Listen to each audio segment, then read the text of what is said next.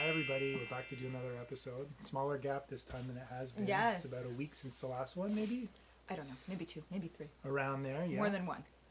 And this week we had something in particular we wanted to talk about as kind of a general subject. So Tan, you want to tell them what we're going to talk about? Yeah, so when we started the podcast a few years ago, I put out a call.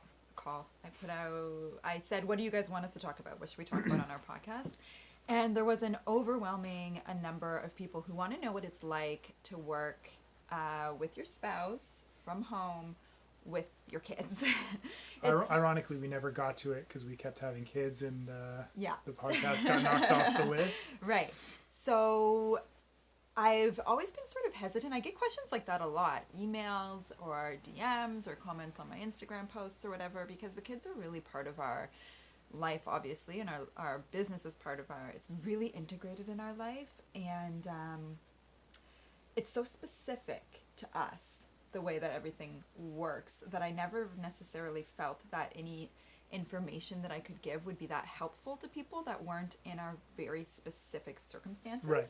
Like if your kids were older, or, now at this point we've done it with babies, toddlers, we now have school age, one school-aged kid, we've done it with daycare, without daycare, and I guess I do have a few. But so many people work at least partially from home now. That's true. Everything is computer-based, or a lot of stuff is. And a lot of people work a bit from home, so I think there's going to be some overlap, even if you're not running a business full-time with kids running around. Yeah, and I also think that perhaps even if you don't have kids, some of the info that some of the things that I want to share are just general helpful working, productively tips. Yeah. And then, I don't know, if you have grandkids, maybe you'll get a chuckle out of remembering what it's like to have kids and how crazy it is. Do you want to maybe try this? Why don't we, instead of trying to go all the way back, let's talk about today and how today's going. Specifically today, in terms of the business. Because I feel like today's a good day, because we had March break last week for our 6-year-old who's in grade 1. He had the week off of school. So that changed everything for what we were able to do in a work week, because he was home every day. When Chris works, Chris dies out in the studio, so he's at work. I mean, he doesn't commute, but he's out. It's not safe for the kids to be out there when he's dying. They come out once or twice, maybe They come visit. to see me rinse the yarn. And in the summertime, they're out in the yard more and they see you, but they're not. If the dyes are out and the pots are on, they can't be out there. And whereas my work takes place in the house, and I come and go from the office. I'm kind of doing stuff throughout the day, and they're around that more. But it requires me to be focused, and when they're around, you really can't. So I'm going to say my first tip about trying to get any work done with kids is to match the task that you're trying to get done with the environment that you're in. So I can knit away on a sock, or get some sample, knit on a sample, while I'm supervising the kids doing a puzzle, do a little bit of knitting, do a little bit of puzzle, whatever, some stuff like that. I can't crunch numbers for a pattern. No. Or write a thoughtful email, or, I can take pictures when the kids are around. I can't, but they'll probably be involved. It will take longer, but so just don't try to do something when the kids are around. That's just not going to happen. So last week was kind of a write-off after Wednesday in terms of work. So we had a good spring break with the kids. We get to today. Rowan goes off to school on the bus in the morning. Micah, I bring to daycare. And Willow stayed home with us today. So explain today a little bit. Yeah, well, I want to just add that the last time we did this podcast, we said that we were podcasting. We're back to podcasting because now we have all of our kids. We have a couple days a week with no kids. That's no longer true in the time since our last podcast. Willow's now home with us full time. I'm not going to get into it. Didn't work out at daycare. Didn't work out for her. So she's not ready for that. So she's home with us. And so Chris runs off this morning and gets Micah to daycare. Willow's with me. We're trying to get dressed. Luckily this morning, my dad called us this morning. Yeah, out of the blue. Really, my dad calls. Really kind. And he says, I'm taking the dogs for a walk. Does Willow want to come for a walk? Yes. So he comes over. We get Willow all suited up in her snowsuit, and they go out for a walk for over an hour. So that was we had a solid, probably closer to 2 hours of I was able to answer my emails, get like a grip on what we're going to do today. We had already sort of decided that since I needed today to get back on the computer, start shipping some orders, and answering emails and just doing that stuff, that Chris was going to be with Willow today. Right. And he was going to do home stuff, like he went to Costco, he... I got to clean up for you an did a hour and a little bit half of while your dad was cleaning. out, which was Yeah, something and that's a nice way to start the week for me. yeah, so then I got some stuff done while Dad was out with Willow, and then when Dad comes home, Chris whisks her up, takes her out to Costco. They do their little Dad and Willow And now, outings. this wasn't planned, but I came back from Costco, and she insists on walking everywhere we shop, so she tired herself out. I backed the van in to unload the groceries, and she's asleep in her car seat. And it's 15 degrees out. It's a nice spring day. I don't So- think it's 15 degrees. It is. It's 14 degrees. I gotta get out. Yeah, it's super nice. It's gorgeous out Nice. there. So we've got the garage door open and the back of the van open, and I'm watching her sleep in her So we car can see her. seat because she wouldn't have made a transfer. So- No, and so that is every single day. It's like you need that nap because that's our window to get some work done. Or evenings are rough. And so Tan saw it. The van pulls up and she's like, we got to shoot a podcast right away while Like, this she's is our sleeping. chance. We're like, yeah, let's do it. Let's do it. If we didn't do it now, it's not gonna happen. So then that's what you do. We're taking. You just gotta like go with it.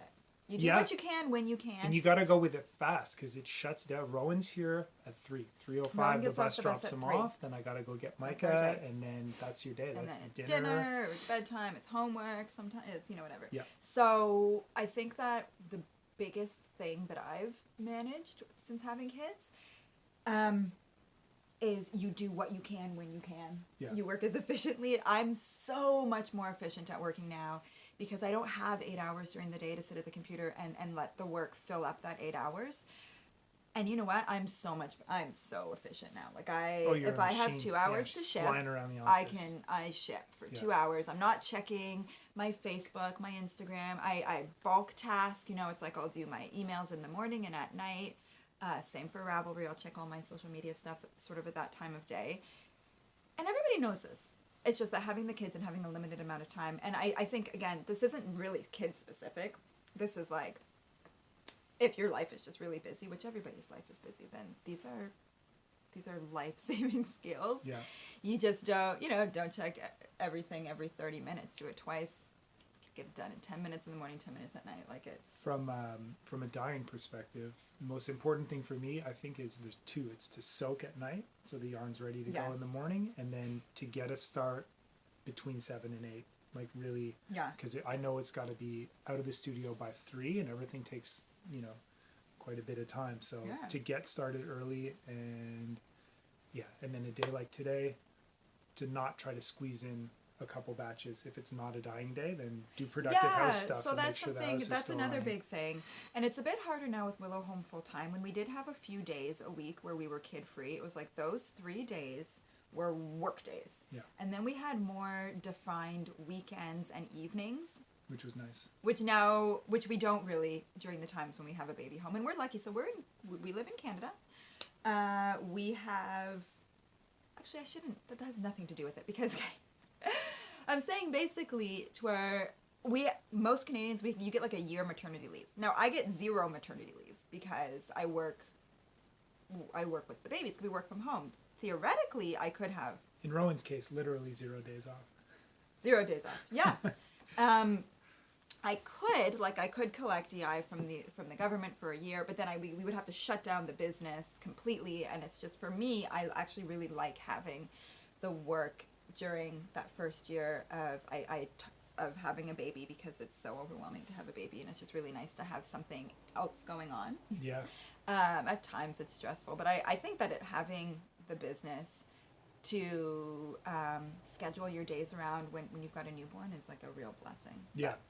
And we learned to take it easy on for Micah and Willow. Yeah. We learned to slow down appropriately Yes. till you get We into the didn't do swing of that it. with our first baby because we didn't know what it was going to be like to have a baby, and we made basically 0 changes to the business Yeah. leading up, thinking like, oh, it's just a baby. He'll just be sleeping all the time. I don't know. We were fools, but now we know better, and we've the business gets slower and busier as we can handle it, and then that's it. But felt like I was going somewhere really specific. In terms of what's happening today, or just how we work in general?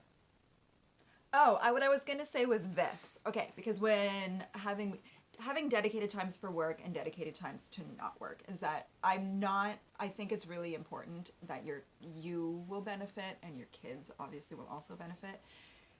You're not always trying to multitask and work and deal with the kids all at the same time. You've got work time and you've got kids time, and you shut it down when you're with the kids, even if it's just for an hour. Yeah. Because I work every single day. I Yeah. often work after they go to bed, and I often work on the weekends. But I really, really, really try to minimize the amount of time where I'm around the kids, but I'm ignoring them because I'm on my phone trying to work. A lot of the time, trying to do two, you get nothing done. You're not getting your work done, and then you're frustrated with the kids. So you got to know off the bat what you're doing that day or for that part of the day. Sometimes we'll switch in the day. I can die till noon, take Willow after her nap, and then deal with the kids. Get them home, and we can. That's I think the main. Yeah, flexibility is pretty important. Yeah, and then just giving whatever you're doing in that moment, be there 100%. Right. If you're working, you're working. And if you're with the kids, you're with the kids. And that, I think, that's really the key. So before Willow wakes up, maybe you want to show some stuff that you got over there? Yeah. So, okay, I have a bunch of stuff to show. So since last time we did the podcast, I was working on a sweater that I've now finished. So I'm going to show it.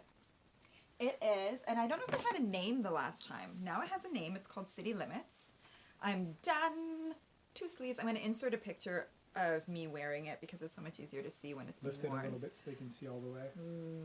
I think it's so beautiful. Thank you. Yeah. I'm ecstatic about this sweater. I'm so happy with how it came out. You know what? I'm not going to go too much into it because it's currently being test knit. It's going to be released at the end of the month, and I'm going to have a lot to say about it then. So really, I just wanted to show that it was a work in progress last time, and now it's an FO. It's beautiful. I love it. I got a pair of socks out of the deal. Yeah. With the leftover yarn. So cool. Well, this kind of is like, I wanted to show this too because Should I it's run and project get the number sock? 1. Is it? I have the sock. Oh, you got it. Yeah, I got it. Not playing around. So, but then I wanted to show also the last time I had talked about knitting the pattern for Rowan in 1 strand of worsted weight. This is fingering weight and mohair held together to achieve a worsted weight gauge. You And see then the halo this on it a little bit? I've finished Rowan's little sweater in a single strand of worsted weight. And also I'm showing Rowan's is with the stockinette side out, whereas mine was with the reverse stockinette side out. So it's reversible. Rowan's has ribbed hems. Rowan's is in Leo, which is in this too. It's central to this That's right. one, but Rowan's just is Leo in here. Leo colorway. And I'm really happy with both of He loves it. these Rowan's super sweater worthy. He wears them really well. He's not crazy hard on them, and he'll come down dressed for school in a hand knit sweater like 50% of the time, which is so very cute. Really, really cute. And so this I hadn't even cast on the last time, so now it's here and done, and I'm really happy with it. The pattern is being test knit, and it'll be ready at the end of the month, and that's fantastic. And then, while we're still on the City Limits kick, I took my leftovers from my sweater, and I'm knitting a sock. 2 socks. And so I knit this one. This is called the Fluorite sock by Andrea Mowry by Drea Renee Knits, and it's all reverse stockinette faded. It's really, really lovely, and I was supposed to be knitting it for myself, but then had never knit this heel before.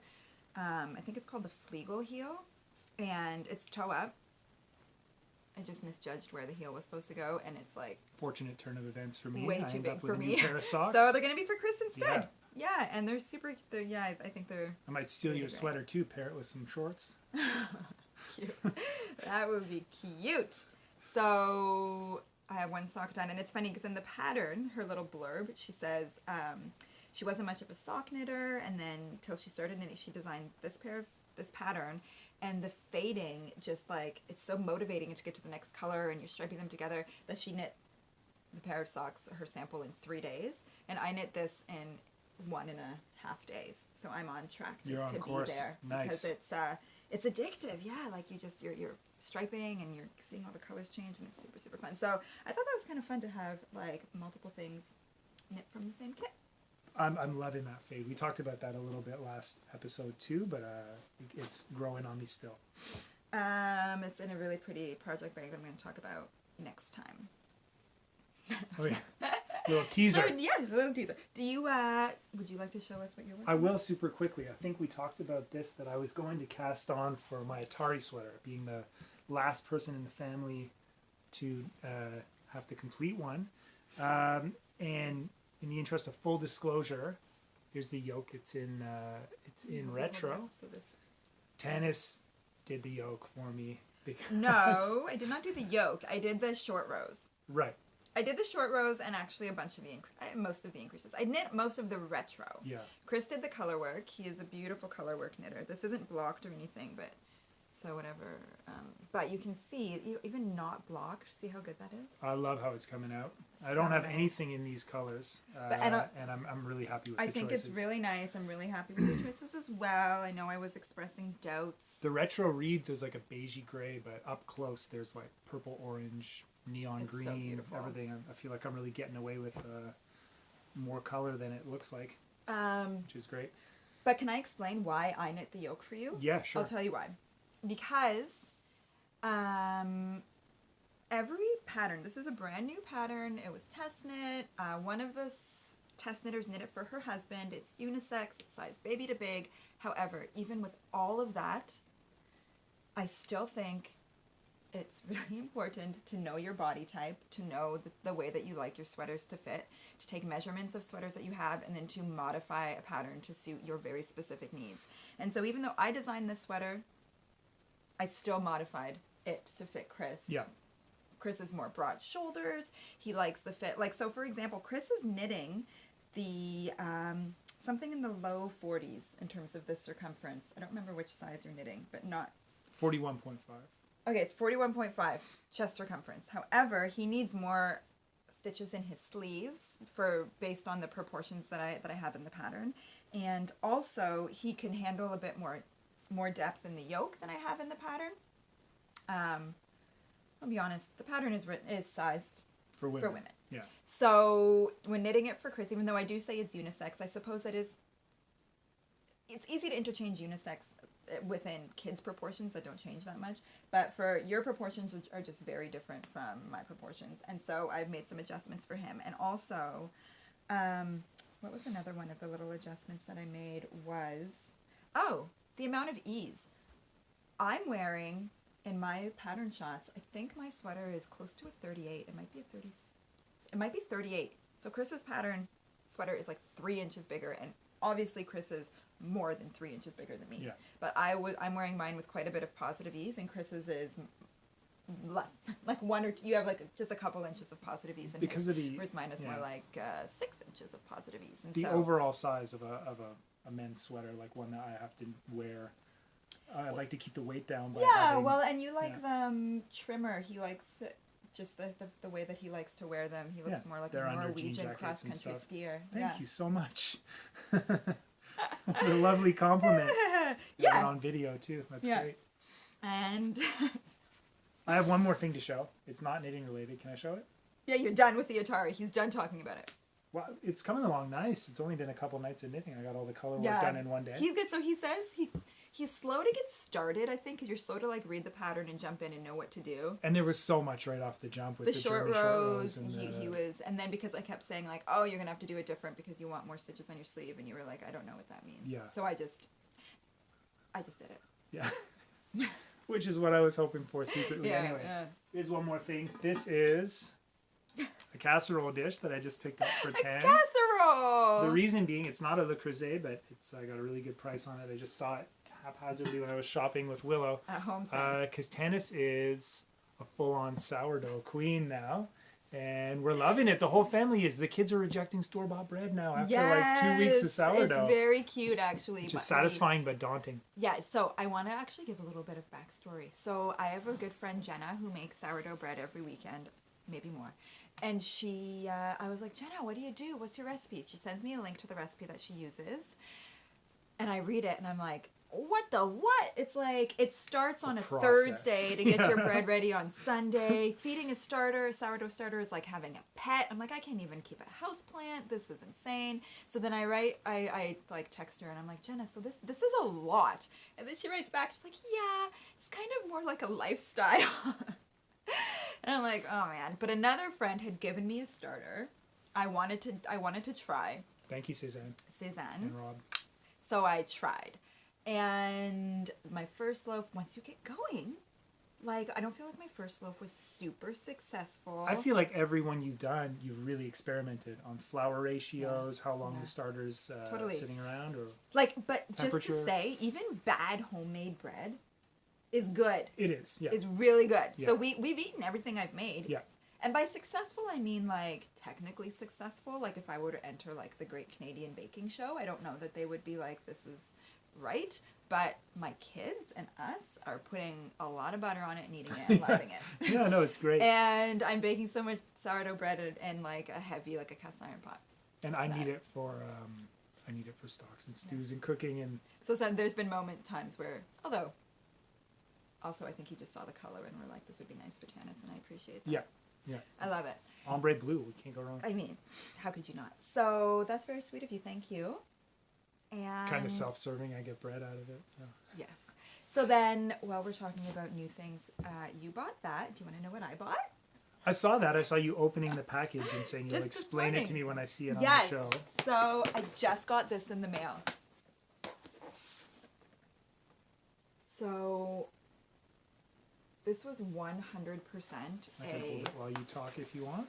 Well, I have to read what it is. Okay, Okay. so it's by Sheepies, and it is 109 10-gram skeins of cotton yarn. And the project you had in mind was? I think I'm going to crochet a blanket. Oh, really? Yeah. That's pretty So awesome. I saw on Instagram the other day, scrolling through Instagram, somebody had a picture of she had taken this and she had crocheted one square with every single color, and then obviously had it in like rainbow formation. It wasn't even assembled yet, and she used I don't know how to crochet particularly well, but I feel like she used a different motif for each square, and it was just jaw-droppingly beautiful. Yeah, this amount of color variety will get Tanis every time. And I anticipate seeing them lined up in proper rainbow formation on your floor within a day or two. Yes. So, yeah, so I just saw it. So these are... There it is without the plastic top. Impressive. These are stacked 3 deep. I don't know anything about cotton yarn. I don't know anything about crochet. I don't know anything about anything. But Doesn't matter. Rainbow.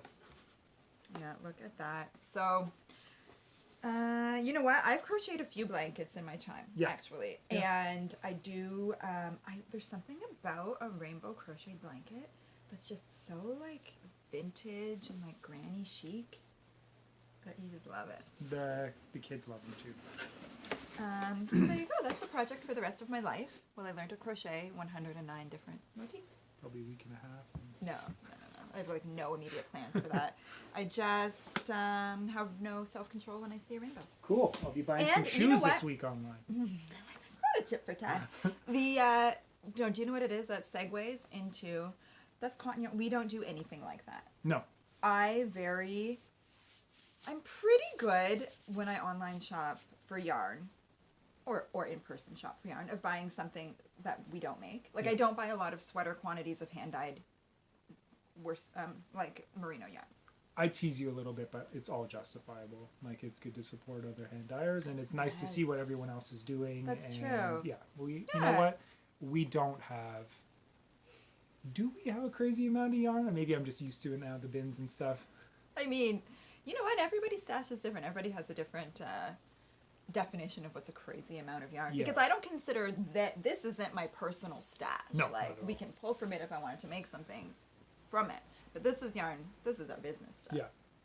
So no, my stash is The tiny. basement. Yeah. It's tiny. Couple bins. That's nothing Couple big. dozen bins. No, it's not that much. It's not that much. There was one last thing I wanted to talk about in terms of, this is like a new thing that we're doing that I don't know if we talked about it last time. That you're wearing a bandana in spring? You know what? So I don't know if you know this about me, but well, you know this. I don't know if you know this about me. I consider my personal style to be very rock and roll. Did you know that? Yeah. Like I Yeah. own leopard print pants. I own fake leather pants. I Jean jackets. There's a little white leather jacket in there. It's a lot of More ankle-high boots than anyone should ever have. No, I mean, I bet that a lot of the people watching have way more ankle-high boots than me. I have like 3 pairs. In rotation at any given time. And then a bunch more. I believe, okay, when you live in a cold climate, all that you have are your accessories. I wear like a black Patagonia parka.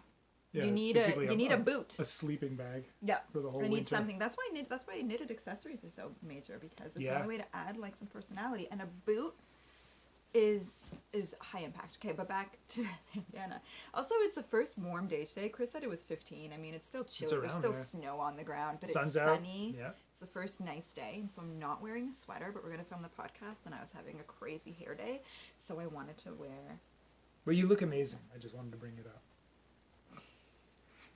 And I feel like it's a little bit rock and roll, and then I'm just embracing it. Yeah. And sidebar, super funny. Our family is really obsessed with Harry Potter now. We're like 25 years late. I don't know when it was first published. Well, Rowan's the But perfect Chris age has for never it. read them. No. He's a little bit young for them, but anyhow, Chris has never read it. I had never read it until I started reading them with Rowan. I'm not a little bit young for them. I think you met Rowan, right? Yeah, right. Yeah. And we just got into, so like, you know, we just got there, but we're now really into Harry Potter. But my kids always, when they think I look like Hermione Granger because of my frizzy hair. But they mean it as a huge They compliment. think, I mean, she's pretty much... If I had hair like that, I never would have cut it off. Thanks. You look like a rock star. Well then, mission accomplished. Yeah. Knit bandana. So then, this is what I just wanted to talk about our sock kits. Here are 2 samples. You want to hold them? Sure. So they're basically sock kits. So it's a skein of sock yarn. I'll take it apart so that it's easier to see. 1 skein, full skein of sock yarn with a complementary mini. This is stone here. That's stone, and this is tartan. And a mini to knit the heels and toes. Stone's great. It's got a lot going on in it. I love stone. It's Yeah. the main color for my Camaro That's right. sweater. And I do like it a lot. It's a nice neutral. So you get the mini for your heels and toes, and you get the main color. And I've been having a really fun time putting... Should I do the other one too? Well, no, just hold it No? up. I think it's, you know, you can see this one. So this one is Sea Breeze and Atlantic. The Atlantic is the mini woven in there. And I just love knitting things with a contrast heel and toe. I know that, I mean, this is not a new thing. I did not invent this. A lot of dyers do this. And I'm happy that we now do it as It's well. taken us a while to get on it. I'm glad that we have it too. I don't Just know seeing what them- took me so long Yeah, to do just seeing it. them lined up I've there is wanted to always do this nice. forever. I think it was just trying to decide. You know what it was? It was we have to rewind all the minis. Like, we don't get our minis as minis. We get full skeins of yarn, and then we rewind them. And it's just labor intensive. And it's just kind of daunting to be like, okay, once we start doing this is now another thing that we do. Right. Anyway. But I think that they're really fun, and we've been adding them to the pop-up shop. We've got a bunch in there now, and I love coming up with the new color combos, and we're going to carry on. Almost anything goes. Yeah. Right? It's only the yeah. 2 colors, so you can get wild or... Yeah. And I have 2 free sock patterns. I feel like we talked about this I might edit all this out. We may have already talked about these last week. Or About last these? time. I don't think so. Well, there you go. I have 2 free sock patterns that you can use to use those kits. No, you got me wondering about it. Like, if we just... Double, when you say the same thing every week. Deja vuing this Yeah. whole thing. So I had something. Okay, I just watched the Grocery Girls podcast Okay. while you were listened to while I was shipping things while you were at Costco with Willow, and they asked a cool question that I wanted to ask you. Okay. What is your how do they phrase it? Your ultimate, like, your dream, like, your goal knit. Do you know what I mean by that? No, like something that I design or just like a... No, like, what would you, like, for some people would be like, like a king size blanket would be like I want to make that. That's like my goal. But it seems kind of unattainable. Like, it's such a big project. It's something you don't. Mine's not that huge, but I definitely have something in mind. I'm hoping that I'm going to achieve it with the Atari. Is I have maybe I've done 5-6 sweaters, and you've done a handful for me as well. Yeah.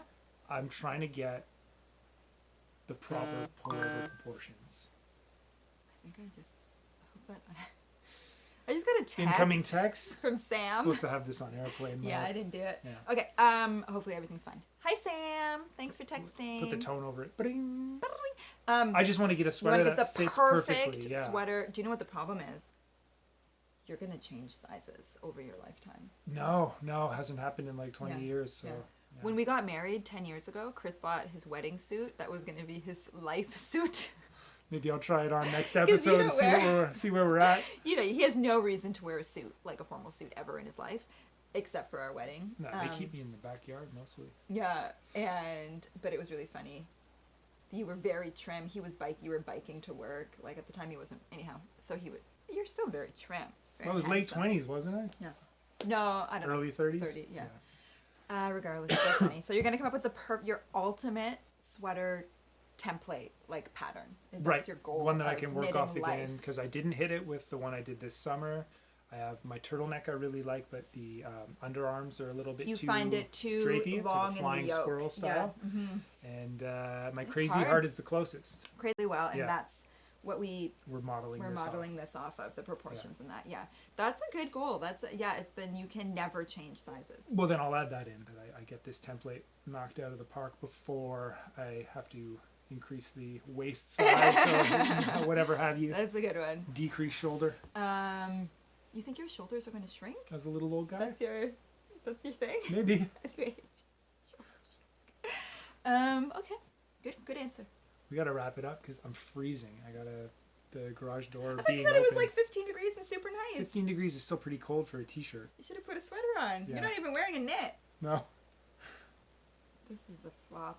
I'm wearing a TFA and a star pin. So I have like 2 knitting Yeah. contents. Good. Okay, fun. That was fun.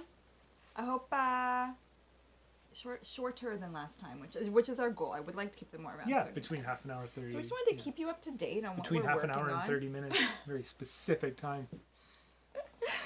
And that's what it's like working with kids. I feel like we're so all over the map and frazzled in this episode, and that's life. appropriate. Yeah. That's it. And working with your spouse is a dream, obviously. Every day is a waking dream. Okay, so love it. Yeah. Thanks, Chris. And if you have like any topic ideas for other ones, we don't always have to have a topic. We could just chat about If what you we're throw out a working question, on. we can get to it. Yeah. Like, or if you want to tell me, how do you crochet a giant blanket? Feel free, leave it in the comments. Okay. Bye. Good show.